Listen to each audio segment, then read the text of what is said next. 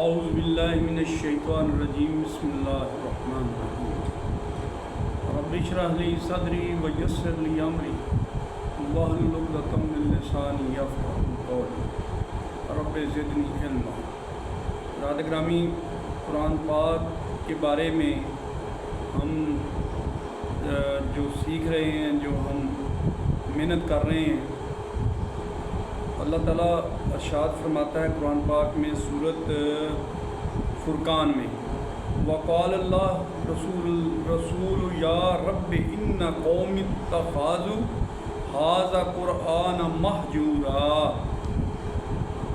رسول اللہ صلی اللہ علیہ وسلم قیامت کے دن یوں کہیں گے، اے میرے پروردگار، میری قوم نے قرآن پاک کو چھوڑ دیا۔ یہ سورۃ الفرقان ہے۔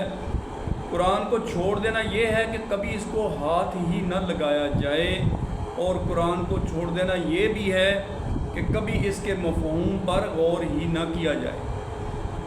اس لیے راکم یہ فتویٰ دینے میں کوئی حرج محسوس نہیں کرتا کہ جس شخص کی زندگی بھر کے پروگرام میں قرآن پاک بعد ترجمہ پڑھنا شامل نہیں، وہ حقیقی معنوں میں مسلمان نہیں، اور وہ انہی لوگوں کی صف میں ہوگا جن کے متعلق قیامت کے دن یہ استغاثہ دائر ہوگا۔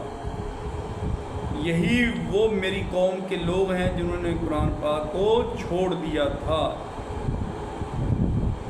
آپ اللہ کے ہاں اپنا جواب سوچ کے رکھیے۔ حکیمت امت حضرت ڈاکٹر علامہ محمد اقبال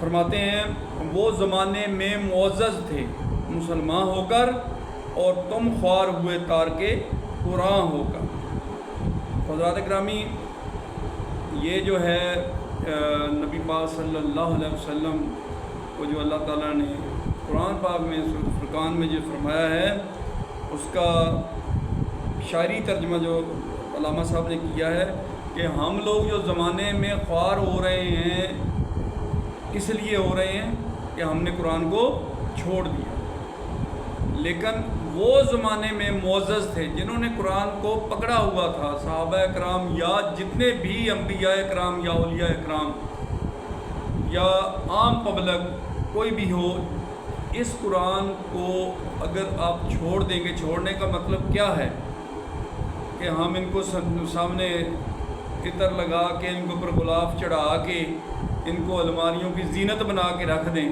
ٹھیک ہے؟ تو یہ ہے قرآن کو چھوڑنا۔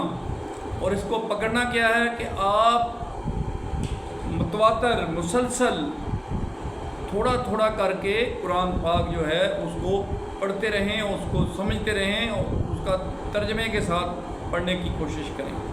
تو اگر آپ ایک آیت بھی پڑھتے ہیں تو وہ آپ کو فائدہ مند ہوگی، لیکن اگر آپ نے اس کو سنبھال کے رکھ دیا، صندوقوں میں رکھ دیا، عطر لگا کے رکھ دیا، غلاف چڑھا کے رکھ دیا، تو یہ وہ ہے جو اللہ تعالیٰ نے فرمایا ہے رسول اکرم صلی اللہ علیہ وسلم کے توسط سے، قیامت کے دن یوں کہیں گے، اے پروردگار، اے میرے پروردگار، میری قوم نے قرآن کو چھوڑ دیا۔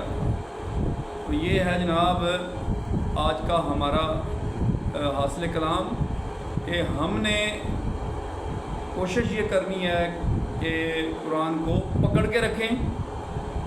اب دیکھیں، اللہ تعالیٰ نے نماز کا حصہ بنا دیا سورۃ الفاتحہ کا۔ اب سورۃ الفاتحہ اگر ہم اردو میں پڑھیں گے تو یہ نماز کا حصہ نہیں بنے گا، اس کو ہم نے عربی میں ہی پڑھنا ہے، ٹھیک ہے؟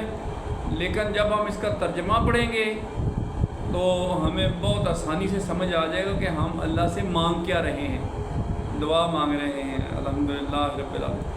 اس طریقے سے عربی اور اس کا ترجمہ، ہم چونکہ عربی دان نہیں ہے تو ہمیں ساتھ ساتھ اس کا ترجمہ بھی سیکھنا چاہیے، پڑھنا چاہیے، اور اس کے ساتھ جڑے رہنا چاہیے۔ ہم اللہ سے دعا کرتے ہیں کہ یا اللہ ہمیں قرآن پاک سے جڑنے کی توفیق عطا فرما، اور ہمیں اس کو سمجھنے کی، سیکھنے کی اور اس پر عمل کرنے کی توفیق عطا فرما۔ وآخر دعوانا الحمدللہ رب العالمین۔